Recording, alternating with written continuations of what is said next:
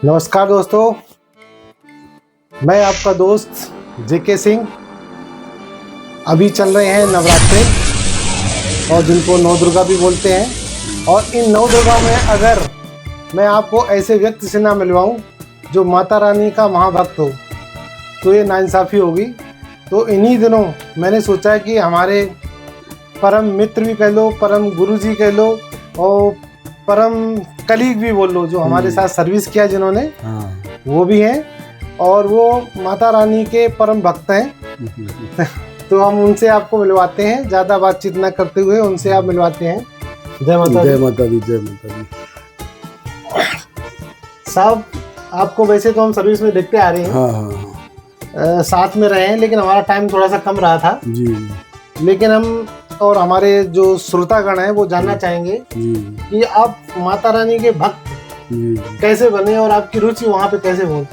हाँ, ऐसा मैं राजेश चंद्र शुक्ला आपके ही साथ रिकॉर्ड ऑफिस में ही काम किया है और माता रानी की रुचि इसलिए बढ़ी है कि हमारे यहाँ डॉक्टर राकेश तिवारी जो है वो भी माता रानी के बहुत बड़े भक्त हैं जी। उनसे मिलके ही माता रानी का रुचि हमारी बढ़ी है कि उन्होंने अपने यहाँ भोलेपुर मंदिर बनवाया है और उनके यहाँ जा के माता, मेरी इच्छा ये थी, पैसे की कोई बात नहीं थी, मतलब पैसे से नहीं, निस्वार्थ सेवा करना जी एक हमारा कर्तव्य था। तो उन्होंने देखा तो उन्होंने भी हमको बुलाया और उनके जो मेरा मतलब उनके तो और भी बहुत से काम हैं, लेकिन माता रानी के जो काम है उनको करने में हमें बहुत अच्छा लगता है और अंदर से इच्छा होती है कि माता रानी की जो भी कार्य हो तो हमारे द्वारा निस्वार्थ हो, मतलब कोई उसमें पैसे का वो नहीं है। तो ऐसे करके जब मंदिर डॉक्टर साहब ने 1998 में बनवाया जी, तो उसके बाद फिर हम तभी से जाना हमने शुरू किया। तो मंदिर बना, भव्य मंदिर, वहाँ आना जाना, फिर मंदिर की कार्यकलापों में, मंदिर की आरती, मंदिर में भजन होना, उन सब में जाते फिर रुचि बढ़ने लगी और माता रानी के कार्यक्रम। इधर हमारे जो पिताजी हैं जी वो भी इधर मानस मंदिर फतेहगढ़ में से जुड़े थे, जो हमारे सम्राट व्यक्ति थे समाज में, इनके सभी के द्वारा मिलके उन्होंने एक मानस मंदिर का निर्माण किया, जिससे कि हम शाम के समय या सुबह के समय एक जगह इकट्ठे होकर बैठ सकें और कोई भी मतलब फतेहगढ़ फर्रुखाबाद से या बाहर से कोई भी आए तो एक बैठने की जगह हो जाए। तो उनके भी संस्कार हमारे अंदर आए कि हमारे पिताजी केवल ईमानदारी के बेस पे चल रहे हैं और धार्मिक मंदिर का कार्य देख रहे हैं, तो हमको भी ऐसा करना चाहिए। कि जिक्र आ गया कि आपके पिताश्री का, जी, तो आप जैसे ब्राह्मण कुल से जन्म लिया आपने। हाँ। और वो भी बहुत बड़े भक्त थे जी। तो जैसा कि अभी आपसे थोड़ी देर पहले बात हो रही थी, हाँ, वो उनकी आयु मात्र 30 साल थी। हाँ, तभी से वो, हाँ, तभी से उन्होंने ऐसा मतलब मन में आया, जैसे आजकल क्या है, कुछ लोग अपना समय किसी दुकान पे खड़े होकर काटते हैं, कोई जो है किसी घर पे बैठ के बिता देता टाइम, तो उनके अंदर ये सब इच्छाएं नहीं थी। उनका मतलब था कि एक मंदिर की स्थापना हो और मंदिर में एक हॉल बने जिसमें हम तो बैठें और बाकी जो सम्राट व्यक्ति हैं हमारे समाज के वो आएँ, बैठें, अपने विचार प्रस्तुत करें। 4 लोग बैठते हैं तो अच्छी बातें हों माता का या भगवान का।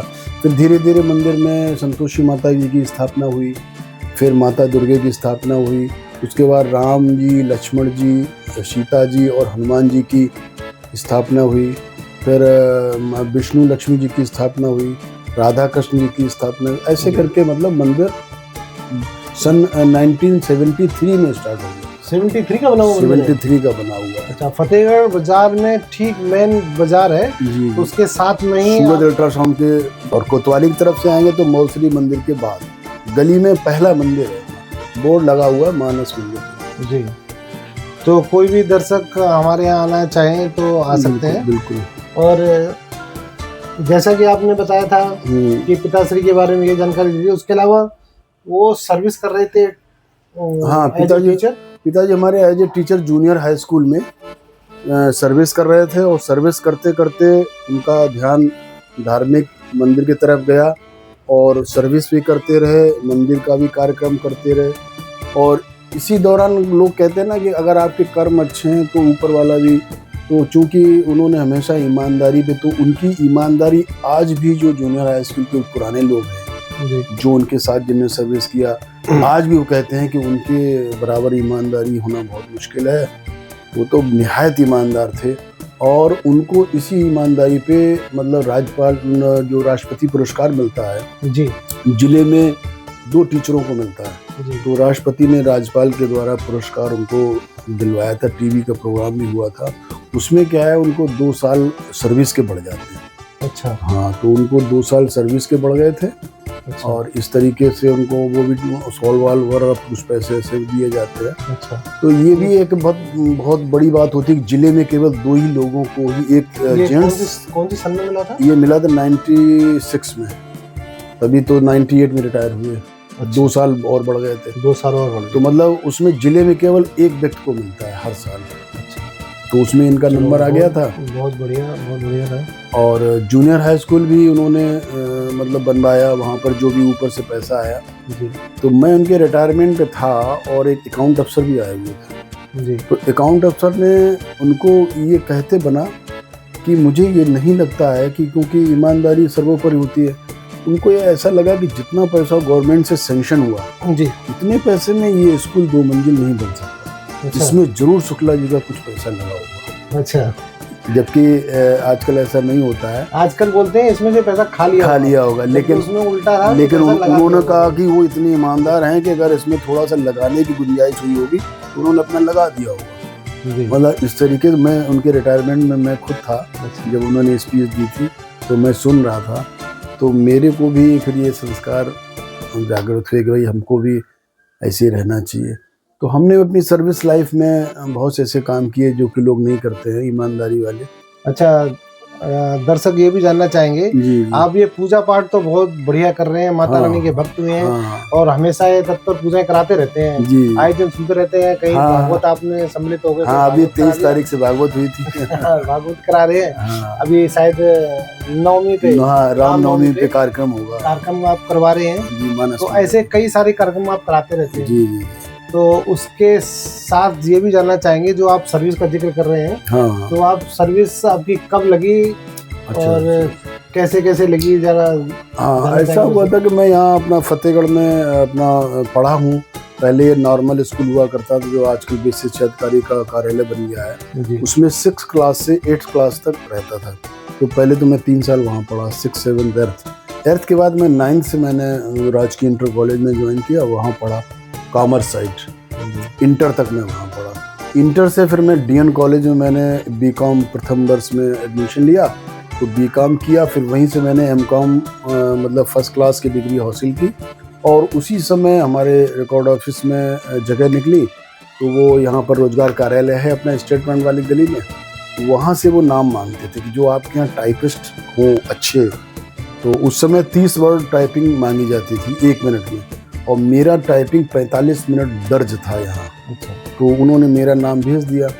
तो हालांकि मेरी चॉइस तो बैंक की थी कि मैं कॉमर्स साइड मैंने इसीलिए लिया था, लेकिन उस समय बैंक में भर्तियों में बेल लगा हुआ था। तो मैंने कहा चलो इधर बेल लगा हुआ तो यहाँ भी एक इंटरव्यू दे देते हैं, रिटन टेस्ट दे देते हैं। अब चूँकि वो हाई स्कूल लेवल का था, तो उन्होंने हमारा नाम मेरे घर पे पत्र आया कि आपको ऐसे ऐसे वहाँ रिटन टेस्ट देना है, वहाँ जाना है। गए तो भगवान की कृपा से, माता रानी की कृपा से, और हमको वहाँ ले लिया गया और हमारी वहाँ नियुक्ति हो गई। फिर वहीं हम करते रहे। फिर थोड़ा 1 साल 1.5 साल के लिए हम जबलपुर हमारा ट्रांसफ़र हो गया, वहाँ गए। वहाँ से फिर मैंने यहीं ट्रांसफ़र करा लिया फतेहगढ़। यहीं पे फिर वही LEC UDC फिर ऑफिस सुपरडेंट बना, और सिखलाई में फिर मैं आ गया 5 साल के लिए।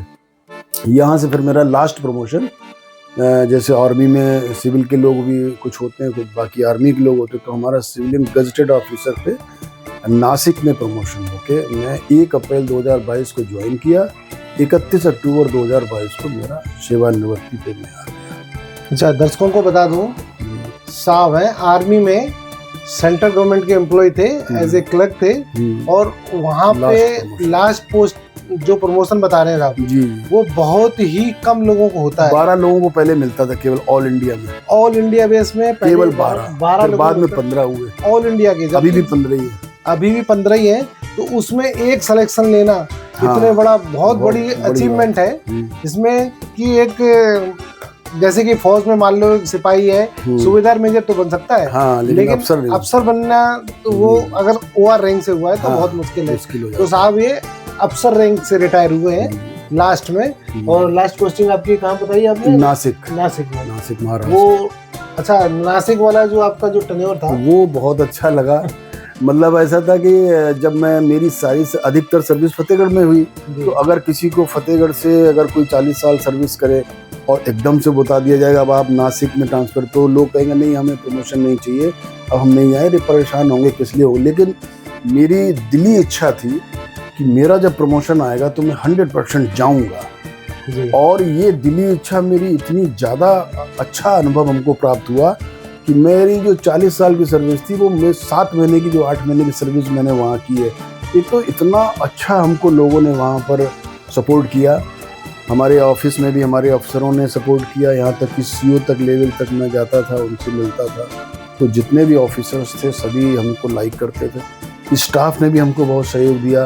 और यहाँ तक कि ऑफिस के बाहर जहाँ मैंने रहना सोचा था कि मैं बाहर रहूँगा, क्योंकि नासिक थोड़ी धार्मिक स्थली है, घूमने घामने का मौका मिलेगा, तो मैं बाहर एक फ्लैट लेकर रहा था। तो बाहर भी हमको 2 परिवार एक ऐसे मिल गए जिनका कि जिक्र करना और जिनको कि अगर हम उनकी बड़ाई करें तो शब्द कम पड़ जाएंगे। उन दोनों लोगों ने मेरा इतना अच्छा, एक बिट्टू सिंह थे और एक जितेंद्र आपके नाम के ही थे जी, तो वो जितेंद्र सिंह थे, तो उनकी फैमिली से हमारा बहुत अच्छा टच रहा और उन्होंने हमको बहुत अच्छा सहयोग किया।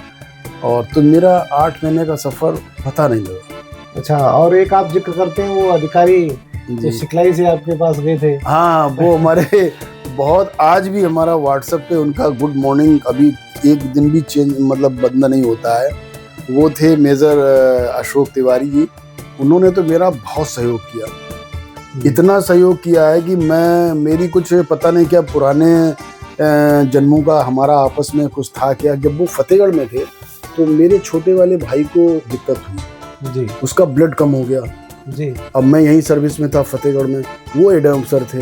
जब ब्लड कम हो गया तो मैं जब डॉक्टर राकेश तिवारी के यहाँ भर्ती किया तो उन्होंने कहा कि ब्लड चढ़ेगा। तो मैंने कहा ब्लड चढ़ेगा, तो मैंने कहा ऑफिस से एक बार पता करते हैं शायद ब्लड मिल जाए। तो मैं एडम अफसर थे तिवारी जी, तो मेजर थे, तो उन्होंने कहा, हमने उनसे कहा तो बोला ठीक है। तो पहले तो उन्होंने एक बंदा भेज दिया, एक बोतल ब्लड मिल गया। उसके बाद जब डॉक्टर ने कहा नहीं एक बोतल और चाहिए, तो मैंने उनको फिर कहा। तो मेरे को, मैं इतना आश्चर्यचकित हूँ कि वो साहब खुद आ गए और चौराहे से उन्होंने फ़ोन किया कि हाँ शुक्ला जी आप कहाँ हैं? मैंने कहा मैं घर पे हूँ। मुझे पता नहीं था कि साहब ही आ जाएंगे एकदम। तो बोले चलिए मैं चलता हूँ। हमने कहा, बोले अरे वो ब्लड के लिए आपने कहा था। तो मैंने अरे सर आप, बोले नहीं चलिए मैं अभी और बताऊँगा आपका। उनका और एक आश्चर्यजनक बात रहा। तो जब मैंने फटाफट कपड़े पहने, मैं तुरंत चौराहे पे पहुंचा और वो मेरे साथ में डॉक्टर राकेश तिवारी के यहाँ गए। वहाँ से प्रपत्र भर के लोहिया अस्पताल गया, वहाँ उन्होंने एक बोतल ब्लड दिया। तुरंत वो ब्लड ला के मैंने तिवारी जी के यहाँ दिया और भाई को ब्लड चढ़ गया।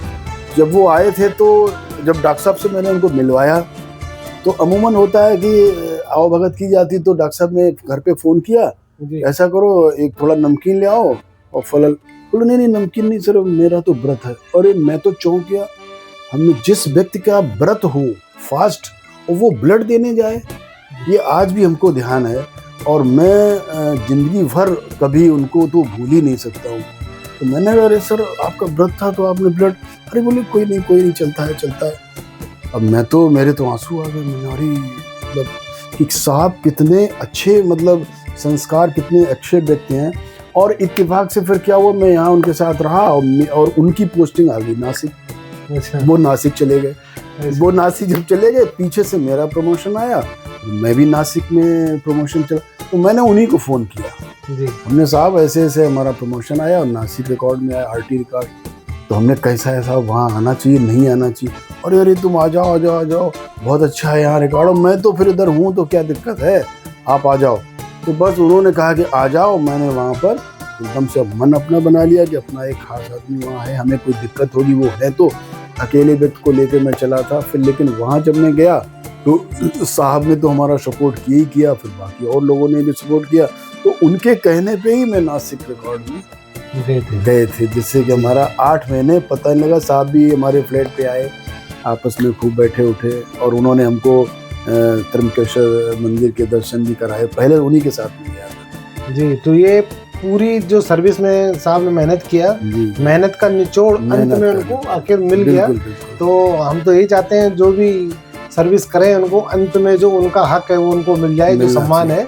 बस मेरा लास्ट में सभी से जो लोग इस इंटरव्यू को सुन रहे हैं उनसे केवल हमारा यही कहना है कि अपने को हमेशा ईमानदार बनाइए जी। ईमानदारी में लोग सोचते होंगे कि 4 पैसे हमको अगर बाहर से गलत मिल जाएंगे तो मेरा काम चलेगा। गांठ बांध दीजिए कि अगर 1 पैसा भी आपके घर में गलत आ गया तो आपका काम नहीं चलेगा, वो 2 पैसे लेके जाएगा। तो सबसे मेन है ईमानदारी, और दूसरों की हमें कितनी मदद हम कर सकें वो हमें करना चाहिए। ऑफिस लेवल पे जितनी मदद हो पाए मदद करें। प्राइवेट तौर पे जो भी बाहर हम रहते हैं, अगर कोई हमारे दरवाजे पे आ जाए या किसी कोई हमारी मदद जरूरत हो उसको मदद करें। ये एक मानवता है जी, इसको कायम रखना चाहिए। तो इससे क्या होगा कि हमको कोई और नहीं, ऊपर वाला फिर हमारे ऊपर हाथ रखेगा। और मेरे जितने कार्य हैं, मेरे को तो बहुत संतुष्टि है कि मैं शुरू से, मेरे पास करोड़ों रुपए नहीं है, लेकिन मेरे को ये संतुष्टि कि मैं ईमानदारी चला, इसलिए ऊपर वाला हमारे बच्चों को और हमारे बेटी को, हमारे बच्चों को, मेरी बहुओं को, मतलब जो भी हमारे बच्चे वगैरह हैं उनको सबको सहायता कर रहा है ऊपर वाला, और अच्छी राह दिखा रहा है। केवल इसीलिए कि हम दूसरों को गलत नहीं काम करते हैं और दूसरों के लिए हम अच्छी बात सोचते हैं, दूसरों को हम सेवा भाव से देखते हैं, ईमानदारी पे। तो यही मैंने बच्चों को सिखाया कि आप कुछ भी काम करो बस ईमानदारी पे चलते रहना, गलत काम मत करो। अच्छा, दर्शक ये भी जानना चाहते हैं, आपने इतनी सर्विस कर ली है जी, आपने जैसे बताया ही था कि सर्विस लगते ही 1 साल बाद या शादी हो गई थी, उसके बाद आपके बच्चे? हाँ, 1 साल बाद हमारी शादी हुई यहीं कन्नौज से, इत्र की नगरी से।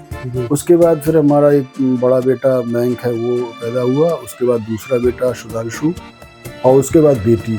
तो हमारे 2 बेटे हैं, 1 बेटी है। बेटा इस समय हमारा पेटीएम में काम कर रहा है और छोटा बेटा इलेक्ट्रॉनिक इंजीनियर है। पहले वो सर्विस करता था, अब आजकल वो अपना खुद ही ट्रांसमिशन बनाता है, गवर्नमेंट से टेंडर लेके और गवर्नमेंट को बना के फिर सौंप देता है।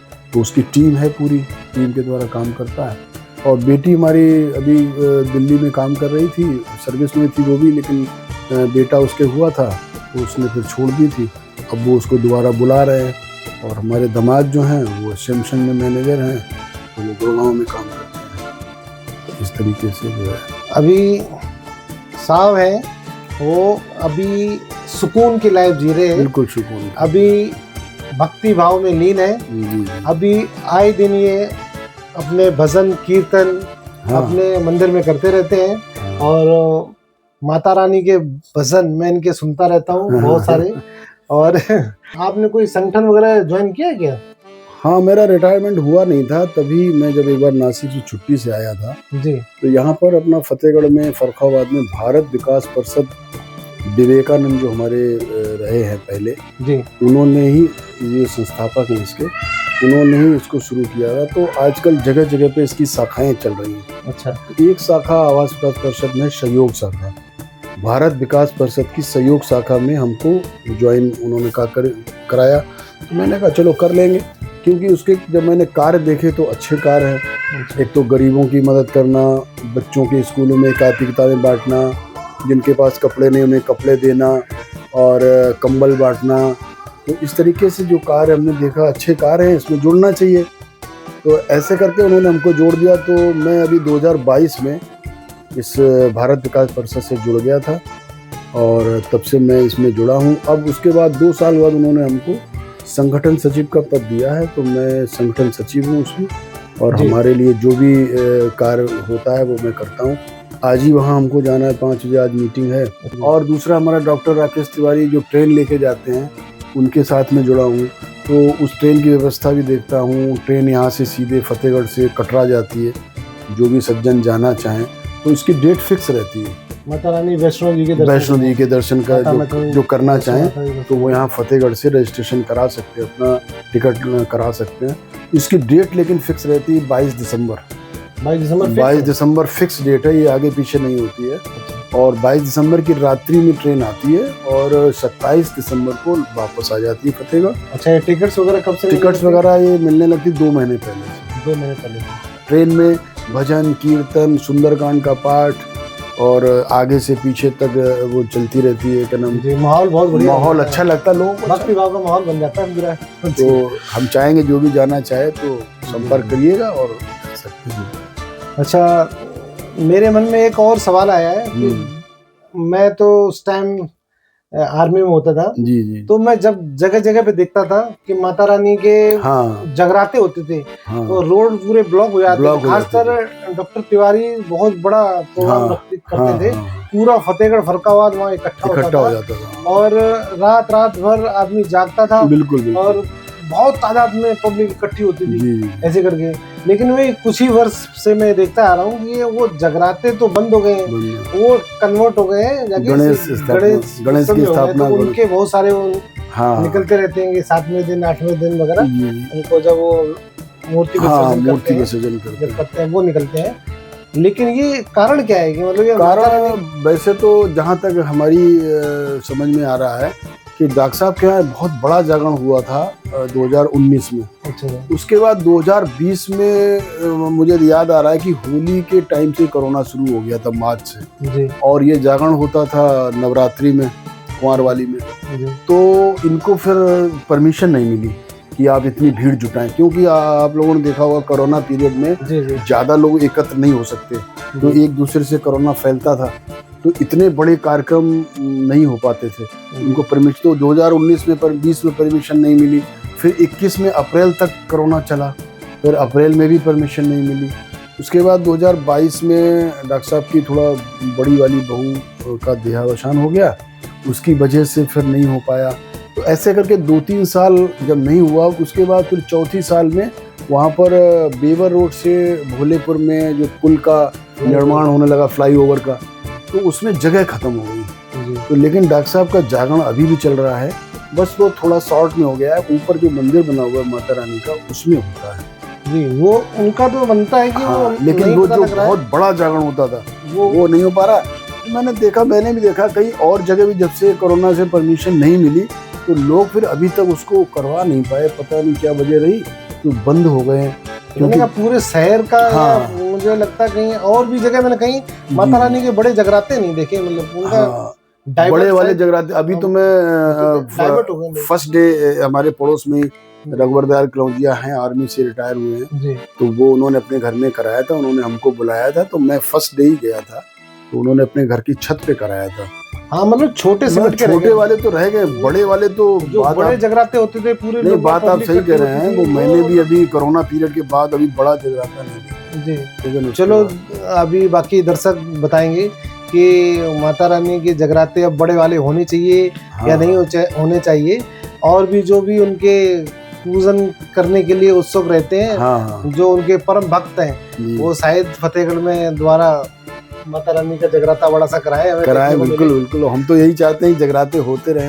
हाँ, तो कोई भक्त आए ऐसा जो फतेहगढ़ को वो पुराने वाले दिन याद दिला दे।